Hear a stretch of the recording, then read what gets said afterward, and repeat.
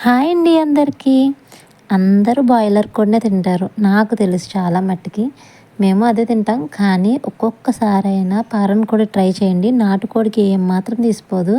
Super అంటే super ఉంటుంది కూర. ఈ ప్రాసెస్లో చేసుకోండి ఇంకా బాగుంటుంది. ఎందుకు తిన్నారో చూడండి.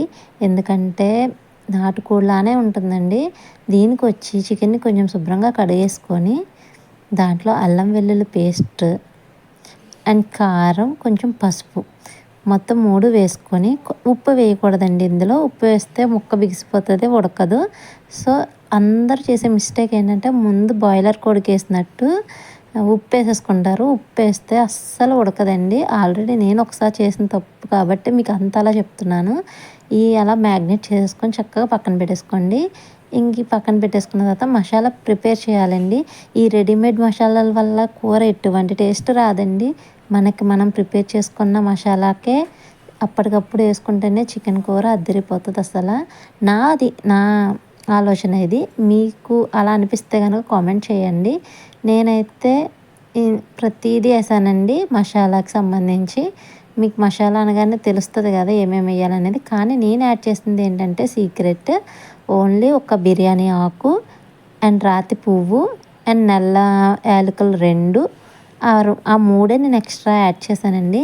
దానివల్ల ఇంకా బాగుంది ఫ్లేవర్. కూర అయితే చాలా బాగుంది. మా అత్తయ్య ఫస్ట్ టైం చెప్పారు చాలా చాలా బాగుంది కూర అనేసి. నాకైతే బాగా నచ్చింది. ఈ విధంగా మీరు పక్కన పెట్టేసుకోండి. కొంచెం సువాసన వస్తుంది, చాలా బాగుంటుంది స్మెల్ అయితే. అది వచ్చిన తర్వాత చల్లారి పెట్టేసుకోండి మసాలా దినుసులు అన్నిటినీ. చల్లారైపోయాక మిక్సీ పట్టేసుకోండి. ఎండు కొబ్బరి మిక్స్ చేయకండి, ఎండు కొబ్బరి కూడా చాలా బాగుంటుంది. ఇంకా చికెన్ ఎలా వండుతామో అంతే.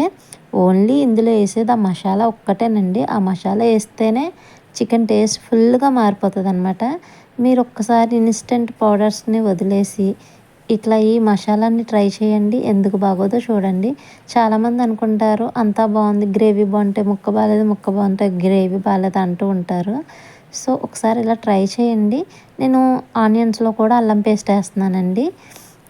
అల్లం పేస్ట్ వేసిన తర్వాత అల్లం వెల్లుల్లి పచ్చివాసన పోయేంత వరకు వేయించుకొని అందులో కొంచెం కారం వేసుకోవాలి. ఆనియన్స్లో కారం వేగితే ఆ టేస్టే వేరే, అసలు సూపర్ ఉంటుంది. సో ఆ వాటర్ బయటకు వచ్చేస్తుంది కదండి అందులో నుంచి ఆనియన్స్. అక్కడ అయిపోయిన తర్వాత చికెన్లో మ్యాగ్నేట్ చేసాం కదా, ఉడకబెట్టిన వాటర్ ఉంటాయి కదా, ఫస్ట్ ఆ వాటర్ వేసుకోవాలి. ఆ వాటర్లోనే ఉంటుందండి మొత్తం అంతా. చాలా బాగుంటుంది. ఇందులో అసలు వాటర్ వేయమండి మనం, చాలా తక్కువ. చూపిస్తాను మీకు అలాగనేది. చికెన్ వేసుకున్న తర్వాత కొంచెం సేపు ఉడికిపోయాక అదిగోండి ఆ గ్లాసే వాటర్. అది కేజీన్నర చికెన్ అండి నేను వండేది. ఆ కేజీన్నర చికెన్కి అంత గ్లాస్ వాటర్ వేసాను అంతే. మొత్తం ప్రాసెస్ అంతా వాటర్ లేకుండానే. కొంచెం సేపు అయిన తర్వాత మనం మిక్సీ పట్టిన పొడి ఉంది కదా, ఆ పొడి వేసేసుకోవాలి. నిజంగా చెప్తున్నానండి, కోడి కూర సూపర్ అంటే సూపర్ ఉంటుంది. బిగినర్స్కి అయితే బాగా హెల్ప్ అవుతుందని నేను ఈ వీడియో చేస్తున్నాను. ఖచ్చితంగా నచ్చుతుందండి, ట్రై చేసి చూడండి. నా వీడియో నచ్చింది అనుకుంటే లైక్ చేయండి, నా ఛానల్ని సబ్స్క్రైబ్ చేయండి. చూపిస్తాను, చూసారు కదా ఎంత బాగుందంటే మా అబ్బాయి కూడా చాలా ఇష్టపడి తిన్నారు. అందరూ బాగుందని చెప్పారు. ముక్క కాలిపోతుందండి, అందుకే నేను అట్లా చూపిస్తున్నాను. Thank you all, bye bye. నచ్చింది అనుకుంటే